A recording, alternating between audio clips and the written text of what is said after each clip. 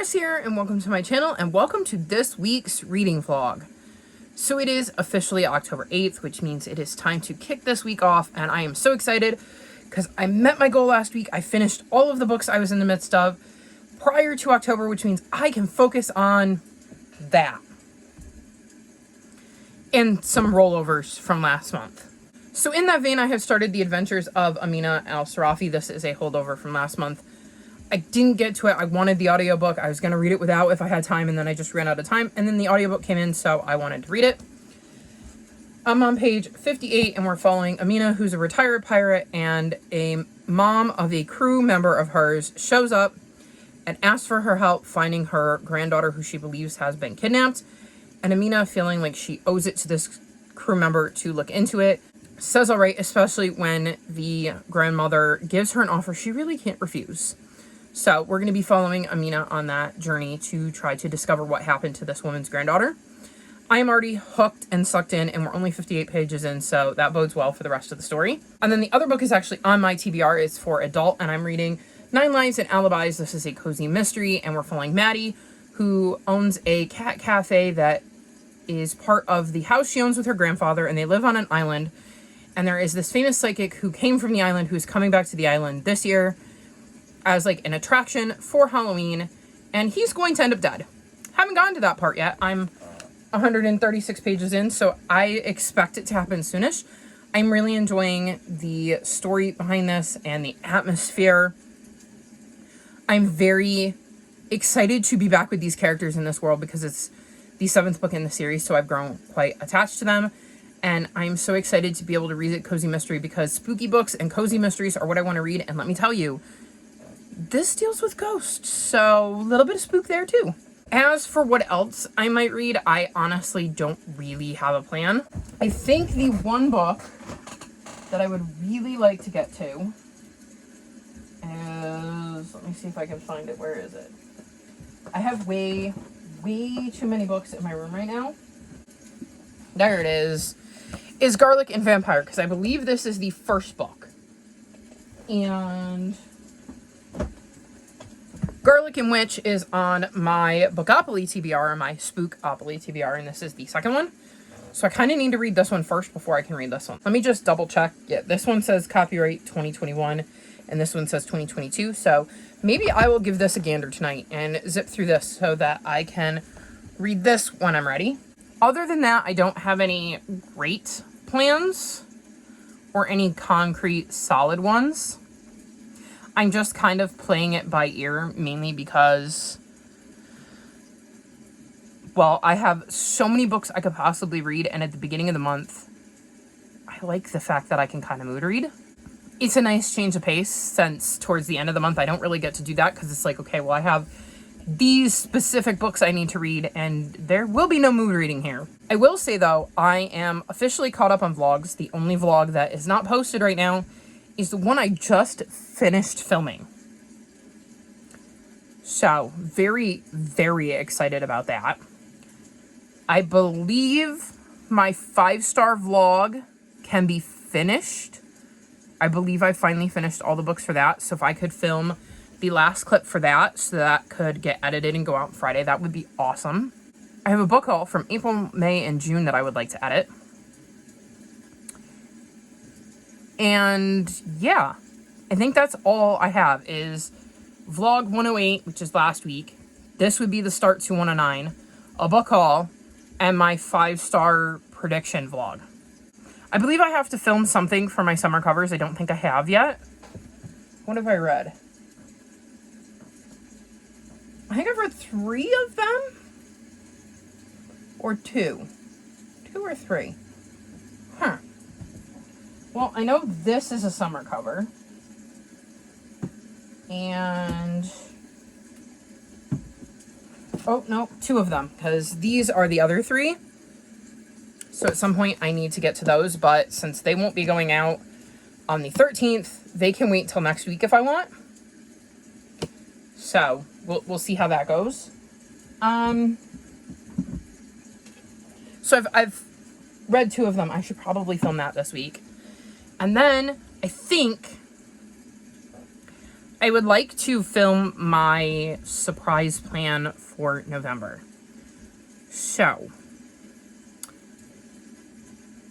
I have been working on this for months and tossing ideas around and trying to figure out how I wanted to do it, but basically, I am planning on doing a readathon in November.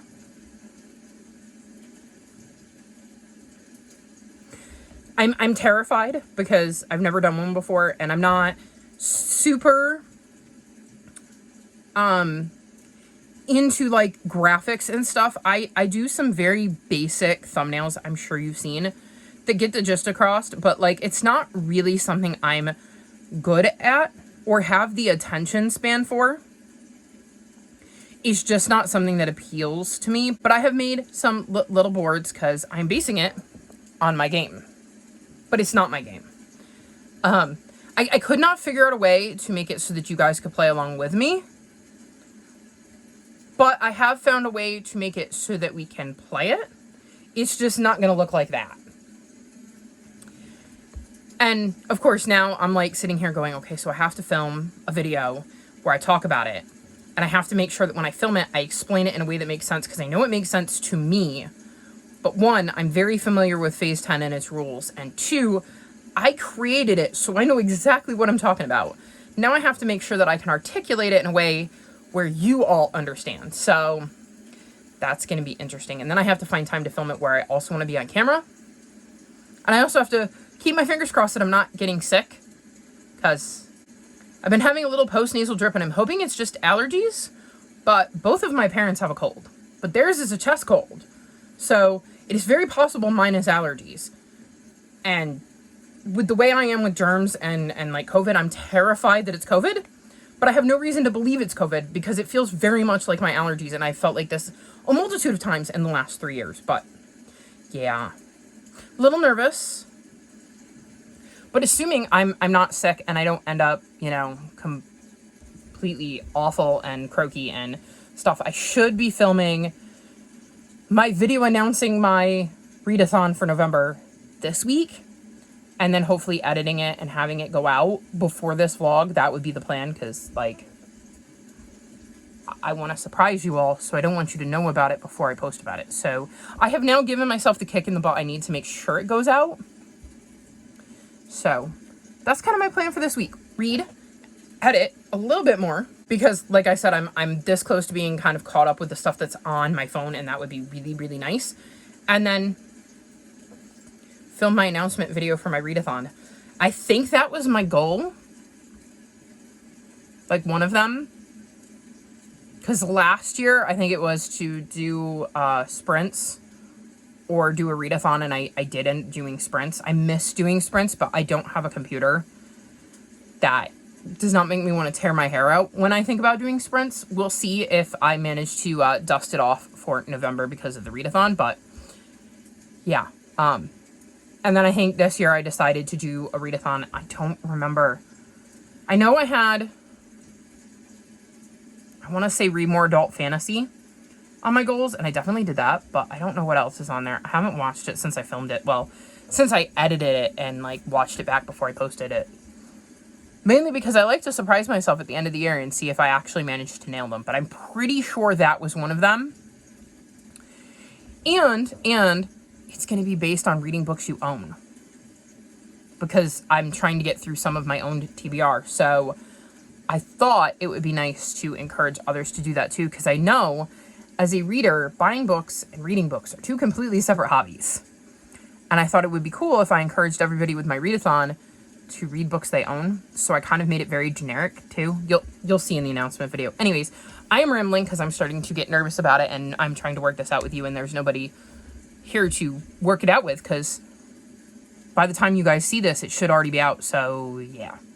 Anyways, I think I'm gonna wrap this clip up here so that I can go read It's Cold, which is a statement, not a complaint, because I said that to my dad earlier, and he goes something along the lines of, and when it was hot, you complained that it was hot. And I was like, it's not a complaint. It's a statement.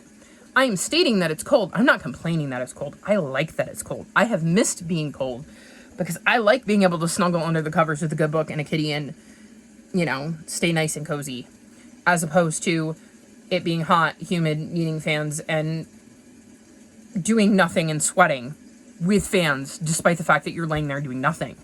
So yes, I will take cold every day of the week and twice on Sunday over that.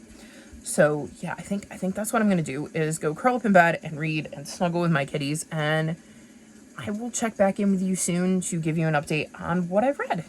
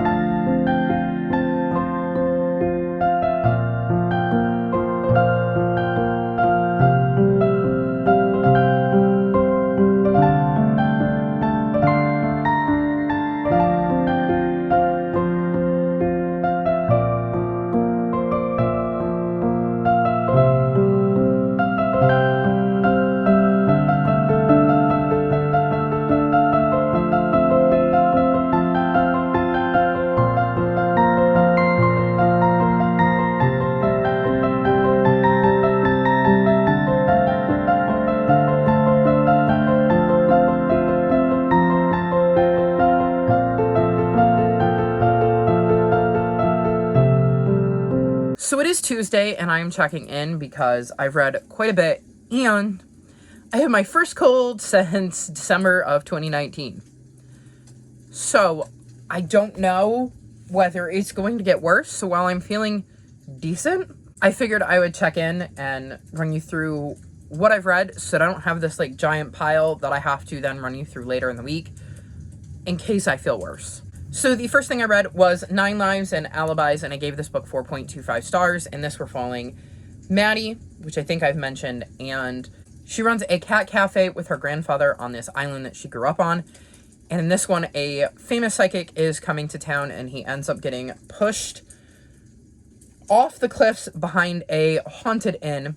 And of course, Maddie wants to know who did it.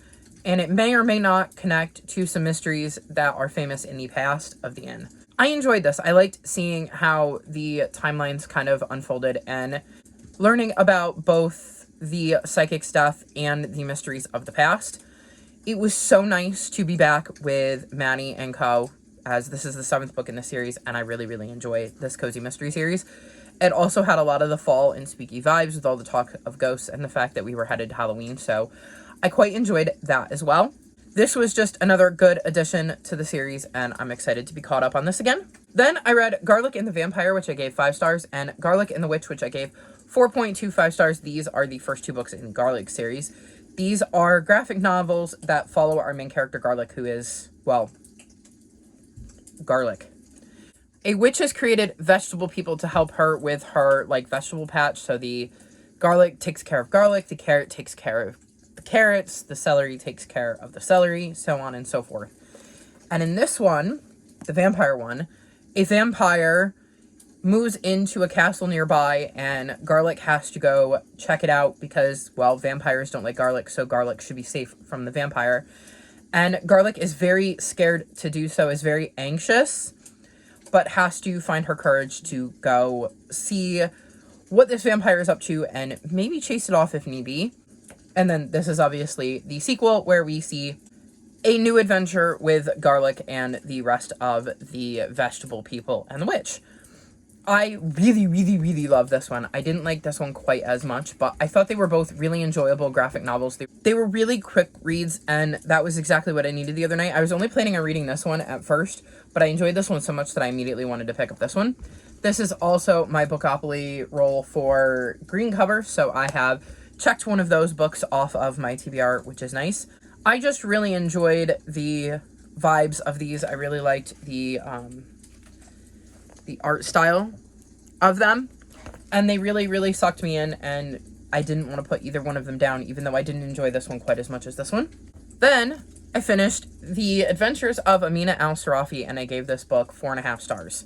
So this is the first book in a new trilogy, and we're following Amina, who is a retired fearsome pirate, and she ends up getting blackmailed by the mother of an old crewmate to go find her granddaughter. So her crewmate's daughter. And it's going to be a very dangerous mission, and Amina is not happy about having to leave her own daughter behind. But she really has no choice, so we see her set out to try to find the granddaughter, and a lot of interesting stuff happens along the way. This book sucked me in from the word go. I did not want to put it down. There were a few interesting choices throughout the book that made it so I couldn't give this the full 5 stars, but I really liked the way the narrative was told, and being on this adventure with Amina and her crew as we tried to track down the granddaughter and find out what was going on and what the story was. It was also interesting to learn bits and pieces throughout the book of Amina's past and how she became as well known as she was before she retired. I'm curious to see what we get out of book 2, because it is sort of set up, but not enough that I have any idea of what's coming, but I think it's going to be another fun adventure with Amina and her crew, and I'm excited to check it out whenever it comes out. This was a lot more enjoyable than I was expecting, and it definitely lived up to all the hype. I was worried that with all the hype, I wasn't going to enjoy it, but I very much did. Then I read Search for the Scarlet Macaws, and I gave this book 4 stars. This follows Max and Sophia, and they have this magic ship, which brings them where they need to go, and they end up in the Amazon, where there's been this giant fire that this farmer had set to kind of clear some land, but it grew out of control. And it has threatened the Scarlet Macaws. And so Max and Sophia team up with a local boy named Paolo to see if they can figure out what happened to the Scarlet Macaws and maybe bring them back to the area. I really enjoy this series. It's not a 5-star series for me, but I think it could be for an early middle grader, because that's kind of where this is targeted. As you can see, it's got, let me find a good page. It's like big print and illustrations, and it really does target that kind of early middle grade reader. And I just really enjoyed the story and getting to see them try to find out what happened to the Scarlet Macaws and learning more about some of the dangers of what we're doing to our environment and the choices we're making and the effects that it is having on the animals that live in these environments. And I think that's very important. So it's like a book with an interesting story and a bit of magic, considering this ship can transport them across the world, while also kind of teaching a lesson. So highly recommend this for little ones who are of the right age, and I definitely can see me getting these for the little ones in my life at some point. And then the last book I finished is Murder at the Beacon Bake Shop, and I gave this book 3.5 stars. This follows Lindsay, and she ends up catching her fiance in a dalliance with another woman. And obviously she ends the engagement, and she ends up moving to, I want to say, Beacon Harbor, where she finds this lighthouse that seems perfect for a bakery. And she ends up opening a bakery in this lighthouse. And on opening day, the ex-fiance and the woman he cheated with show up, accuse Lindsay of trying to ruin their life, and try to kind of ruin the opening of her bake shop. And as she's leaving, the woman who her fiance cheated on her with ends up dropping dead, and Lindsay becomes the main suspect. This was not my favorite cozy mystery. I was definitely interested in whodunit, because I couldn't figure out why somebody in this town who didn't know Lindsay, the fiance, or the woman her fiance cheated with, Mia, would go about killing Mia. Or how they could have gone about killing Mia, given the public setting. And I was curious how that was going to resolve, but there were other aspects of the story I really wasn't into. I didn't like that in the beginning, we kind of see her move in, like show up to move in, and it all goes rather quickly to opening day, and she meets this guy at the very beginning of the book and is kind of already starting to date him, whereas I would rather have focused on her move and her living in this new town and meeting people and the bakery, as opposed to this kind of new relationship she found herself in. So I wasn't super into that. I wasn't massively into her friend that was there doing like PR for her, so I don't know how that's going to affect my ratings going forward. I liked it enough to check out the second book, especially considering the second book is, I want to say, set at Christmas time. So I might check that out in December and then make a decision as to whether I want to continue this series or not. But right now, I think 3.5 is fair because, like I said, I was interested in the mystery and there was another little twist to the story that made me intrigued enough to want to pick up book 2 and see if some of the things I don't like in this one kind of get ironed out and maybe we see some growth in the story. I know that's happened before, like it happened with the Fairy Garden mystery, so I'm willing to give the second book in this series a chance and see if I want to continue reading it or not, because I haven't quite decided yet. That isn't all I've read. I've also started The Last Devil to Die, which is the 4th book in the Thursday Murder Club, and I'm on page 75. This follows 4 septuagenarians who end up looking into various murders and crimes. In this one, an old friend ends up dying, and a dangerous package he was protecting has gone missing. So they are on the case and trying to figure out who killed their friend. I'm quite enjoying this. I literally read that 75 pages in one sitting and had to force myself to put it down so I could go to bed. I really love the banter between these 4 and the dynamics that they have, and I'm quite curious as to what happened to this friend, because we've gotten looks into what was going on with him in the events leading up to his death, and it's made me very, very curious. So, really excited to get back to this. And then I started Red Rising. I'm literally, like, chapter 2, so literally just started, don't have any opinions on it yet. I'm excited to check this one out, as it is a Bacharach, but I am reading it for revenge, for Bookopoly. I know she said that this is a sticky series for her, and once she picked it up, she didn't want to put it down, though she did say this started out a little slow, so I'm willing to give it a chance if it starts out slow for me, because it picked up for her, and she said by the time she got done with this one, she immediately wanted to pick up book 2, so I'm hoping that the same thing will happen for me, if not, that I love it from the beginning. So I only started a little bit of this before I got tired last night and went to sleep. So there you have it, that's my update. I'm having another amazing reading week. I think partly because I'm sick, so I feel like crap. Not like super bad, but like just like I want to be curled up in bed and not doing much. So it's been really nice to have books to read. And yeah, that's my check-in. It's been a whole 2 days and I've read 1, 2, 3, 4, 5, 6 books and part of 2 others. So I'm going to count that as a definite win, even though some of them were quicker, but it is chipping away at my TBR, even though I don't think any of those, well, this one was on my TBR. This was adult. I don't think the other ones were on that. So maybe I should focus on some that are up there. But we'll see. I've got many more days this week, although tonight I don't know how much reading I will get done. I have wrestling on Tuesday because of the baseball playoffs, and it starts at 7:30 and goes to like 10:10 because they got a pre-show and the first half an hour is commercial free, and they got an overrun because they're competing with WWE, and WWE's developmental is not competing with AEW at all, despite the fact that, you know, they're trotting out some of their biggest stars who never normally appear on NXT. Oh, and are teasing an appearance by the retired legend, The Undertaker. I'm sure that, you know, that would just have been a normal NXT, and all of that would have still been happening had they not been competing with AEW. I don't really care about any of that. I think it is annoying. Like, it literally takes away from my enjoyment of the wrestling when everybody on, like, Twitter and stuff is just talking about ratings wars and which program's better and all of that tribalism with wrestling. I'm like, listen, if you like WWE, watch WWE. If you like AEW, watch AEW. Like, the fact that we have choices is great. The more choices, the better, I say. And I know there are people who watch and enjoy both. They're feasting. Like, I don't get all of the fighting about this one's better and they suck and they're not as good as this. And I'm like, I just like having options and being able to watch what sparks my interest, because I love wrestling. And I like that I have plenty of options that I can find something I enjoy and wrestling that speaks to me.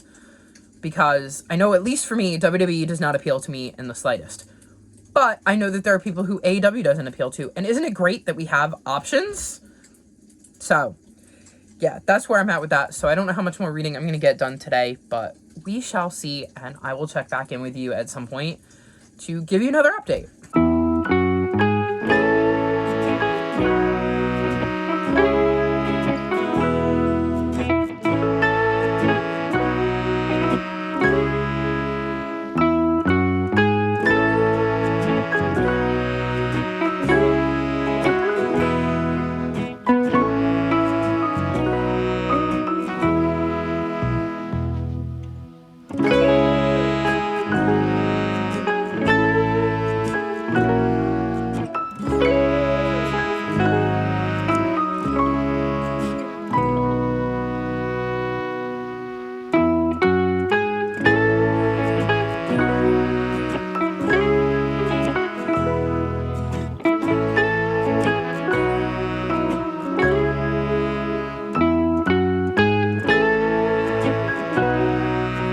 So it's the 15th, which means it is time to wrap this vlog up. This has been just a supremely awful week. I had my first cold since Christmas of 2019. I forgot how much I hated being sick and how much it sucks. I mean, I knew it did, but I forgot how much I'm really, really bad at being sick. And while this was going on, my oldest cat got sick as well. She was fine on Sunday, and then Monday she seemed off. We chalked it up to the temperature change because we'd had a couple of warmer days and it was cold, and we ended up kicking our heat on. It was that cold, like the temperature had shifted that much. And we thought she was just struggling with the cold. And she seemed to be a bit shaky and wobbly. So we got her into the vet on Thursday. She had kind of perked up Wednesday and Thursday. And we were like, okay, maybe whatever this was, she's coming out of it. The vet gave her some like meds, like injections, and sent us home with another kind of treatment for fleas because she's really been struggling with fleas this season. And we were hoping we would see an improvement. And unfortunately, we did not. On Thursday, we kind of chalked it up to maybe her dealing with the meds, because I know that a lot of times they get shots at the vet and it makes them sleepy. So we kind of thought that first day that maybe she was just dealing with the meds that she had taken. And then Friday, she wasn't really walking. She was kind of like doing one of these, like we were kind of joking that she was walking like a drunken sailor. She was really struggling to stay on her feet. We contemplated bringing her to the vet, but unfortunately, while all of this was going on, our car was in the shop. So we were dealing with that as well. So we didn't really have a ride. And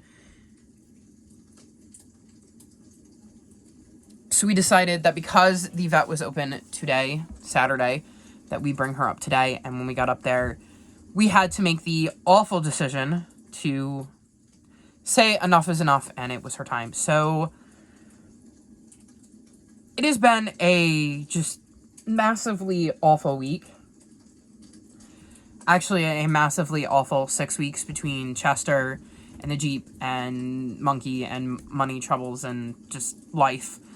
And the colds, because we all got sick. Oh, look, it's a bug. Oh, what? I think he knows that I'm upset. Like, he was not close with Monkey. Most of them weren't. She's a pretty solitary cat. And they didn't really hang out with her, but I think he knows I'm sad. And he's my little man. So I think he's trying to cheer me up right now.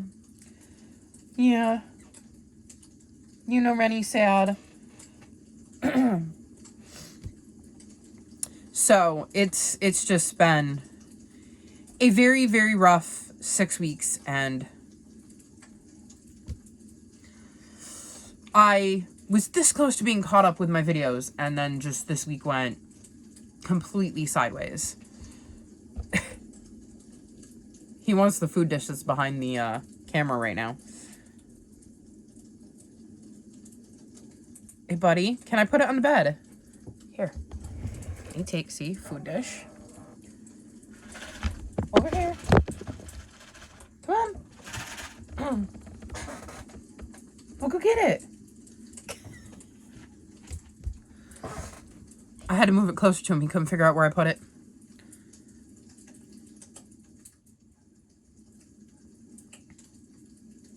And now he's looking at it like it's grown 3 heads. Oh, you gotta love cats. Anyways, I know I checked in Tuesday and I told you all that I was feeling sick. I had been hoping to film my announcement video for my readathon, which did not happen. For obvious reasons, I was not in the headspace where I wanted to be on camera. So, hopefully I'll get to that in the next week. I actually think it'll be a good thing. It'll be a nice little distraction from everything. Although I'm hoping my luck is going to turn around and things are going to get a little bit better, because they've been pretty crap. So, I will say, none of this has hurt my reading. I've actually done phenomenally well with my reading. So, I know I had updated you about a bunch of books, I want to say Tuesday when I checked in.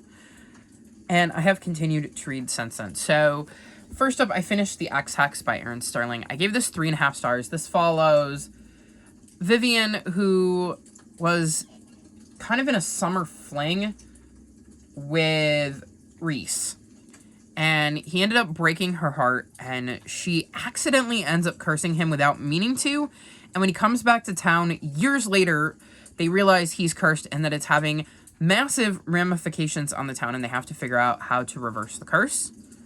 I really liked the magic in this book and seeing how the curse affected the town and the ins and outs of it.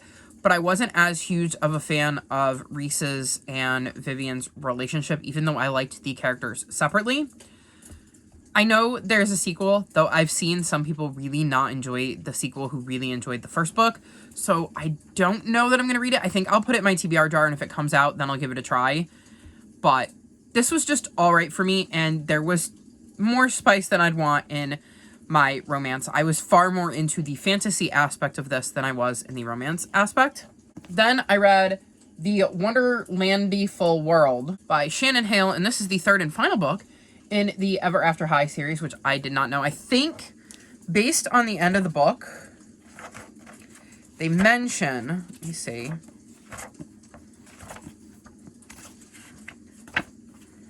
where is it? It says, turn the page for an exclusive sneak peek at the next chapter of Ever After High. A new series by acclaimed author Susan Selfors begins with Next Top Villain. So I think there's a sequel series, and they've switched authors. And I don't know that I like this series enough to want to go through that. So I think I'm just going to wrap it up as a trilogy. In this one, we're following some of the characters from Wonderland. So this series is about these descendants of our favorite fairy tale characters, and they basically go to a school where they learn how to essentially reenact their parents' stories, because in the first book we're following Raven, who is the daughter of the Evil Queen, and Apple, who is the daughter of Snow White, and eventually they will become the new Evil Queen and Snow White. So in this one we're following characters from Wonderland, and there is a lot of craziness going on, as you would expect with a Wonderlandian story. I gave this book 3.5 stars. I was surprised I liked it as much as I did, considering I tend to struggle with stories about Wonderland, but I actually liked the way that the kind of kookiness of Wonderland came through in this one and how it played into the story. It's been a while since I've read book 2, and I had forgotten that there was a character I really liked in the series who wasn't the main focus, and she took more of a prominent role in this one, which I definitely think helped. Like I said, with 3.5 stars, I don't know that it's going to be worth me switching to a new series that's set in the same world, that's written by somebody else, because I just don't know that I care enough. I think I'm perfectly happy with it being a trilogy, so I think I'm going to check this off my series to continue, because for me, I feel like I'm done with it. Then I read The Lost Library, and I gave this book 4.5 stars. So this has 3 POVs. A cat named Mortimer, a boy named Evan, and a woman named Al. And it all centers around this library that ended up burning down. And basically, one day, Evan is on his way to school and he comes across a little free library that has been built. And this little free library contains books from the library that burnt down. And both Al and Mortimer are connected to the little free library, and it sets Evan off on a quest to find out what happened to the actual library, why their town does not have a library, and it becomes this kind of big mystery. I really, really enjoyed this and kind of piecing the clues together with Evan. I enjoyed Mortimer and Al and getting to see their POVs and how they filled in pieces that maybe Evan didn't know, but we, the reader, did, and it just made it even more interesting because it was interesting to see how Evan got to those same places without having Mortimer and Al's thoughts, feelings, ideas, point of views, knowledge influence them. I really liked his friend Rafe and their relationship. This was just a really easy book to get lost in. It really sucked me in. Funny, lost, haha. And I really like the story and the mystery and the fantastical aspect of it. So I would highly recommend checking this out because I really, really enjoyed it. Then I read The Last Devil to Die by Richard Osman, and I gave this book 4.25 stars. This is the fourth book in the Thursday Murder Club, which follows a group of septuagenarians who end up solving crimes. And in this one of their friends ends up getting murdered, so they are obviously going to investigate. There were a lot of chuckles in this, which were much needed. But there was also some things in there that were like absolutely not what I needed to be reading given the week I was having. I have another book that I've read this week that I'm going to mention next, actually, that had some things that happened or were said that just did not work with my headspace. So I don't know if this would have gotten more if I had been in a different headspace. I tried to calculate for that because I feel like I would have enjoyed it more. So I was waffling between 4 and 4.25, and I bumped it up to a 4.25. I did the same thing with the other book I'm going to mention. It also got a 4.25 because I was torn between the two numbers. And I felt like I would have enjoyed it more had I been in a better headspace when I was reading it, or different headspace. So, yeah. Anyways, I really enjoy this group of septuagenarians and the way they kind of solve these crimes and get involved, and the banter between them, and the way they kind of pull people into their orbit. And you would think when dealing with murderers and criminals and stuff that it would be a lot more dangerous, and they somehow just managed to turn everything on its head, and it's really, really funny. I know that we will be getting another book at some point, but that the author mentioned in the author note that he's going to be writing something else. So we're going to have a little break between this and the next book.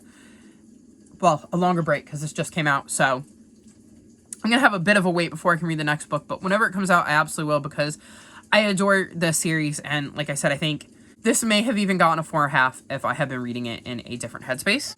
Then I read Lights. This is the third and final book in the Sheet series. And this follows, what is her name? I'm never going to remember her name. Marjorie.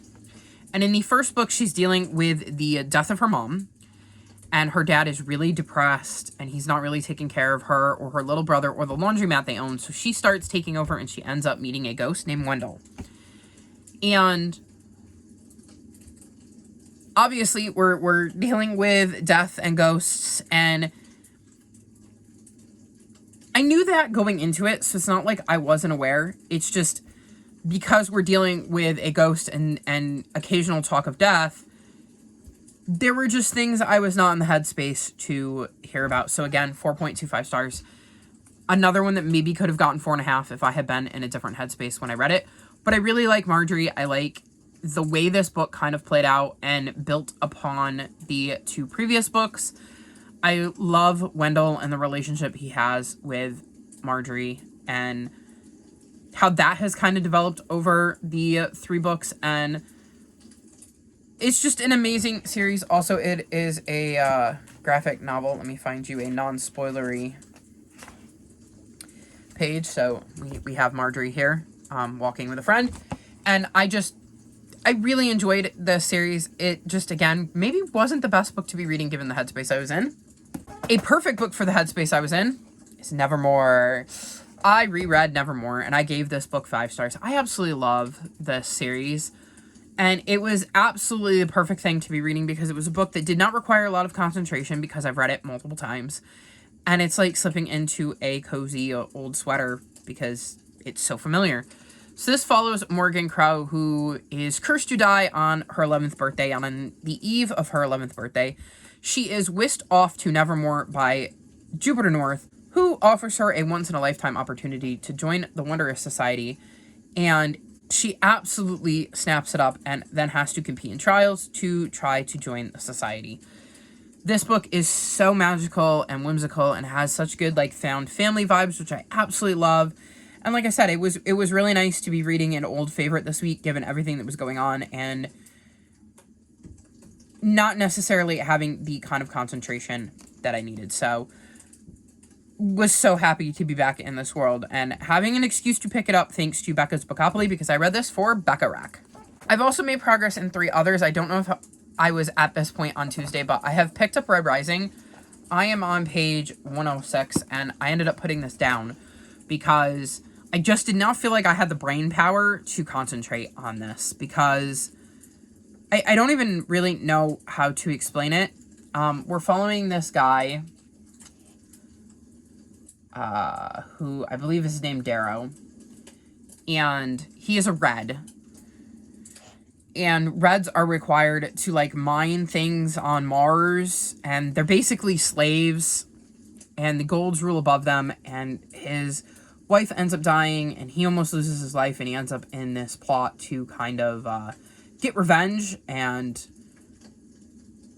it's just way more complicated than I have the brain power to, 1, describe to you right now, or 2, read and digest and take in, so I kind of moved to some simpler stuff, like The Last Devil to Die, and the Lights book, and Nevermore, because all of those felt like easier reads, so I don't quite know how I'm feeling about this one yet. I know Becca says it starts off slow, but by the end she wanted to pick up book 2, so we'll see. But right now I'm not exactly feeling a giant urge to pick it back up because it just hasn't clicked with me in the way where I wanted to pick it back up, especially given the circumstances. Tonight I started The Proof is in the Poison, and I'm only 2 chapters in, so I don't really have much to say about this. This is the second book in the Southern Homebrew Mystery series. I picked it up because I wanted a cozy mystery and another book that I could sink my teeth into but didn't require a lot of brain power, so that is why I picked up that. And I was trying to focus on books on my TBR because if this all makes me slumpy, the more books on my TBR I can get in, the better off I'm going to be towards the end of the month. And then I picked up A Flicker in the Dark, which is weird, but I thought maybe having a thriller would kind of be a palate cleanser and be a little different to everything else I'm reading. And I had the audiobook, which also helps. I'm 92 pages in, and I'm enjoying it so far.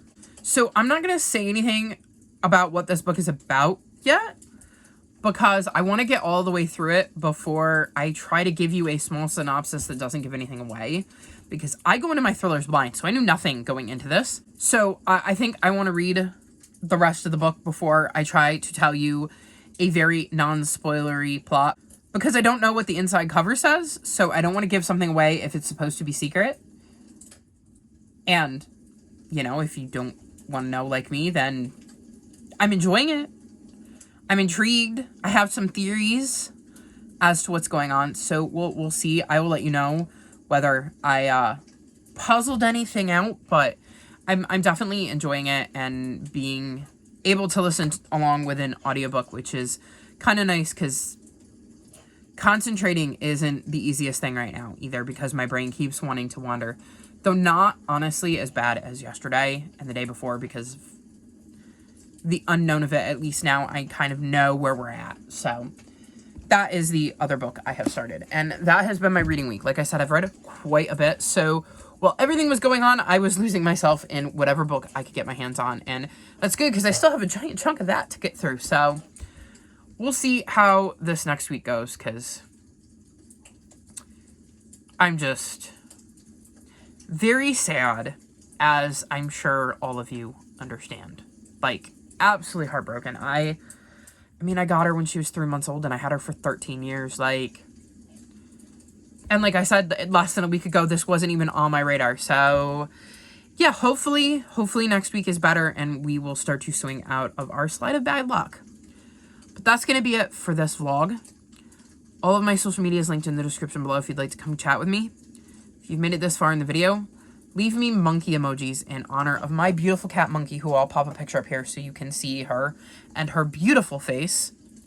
Like this video and subscribe to my channel, and I'll talk to you next time. Bye.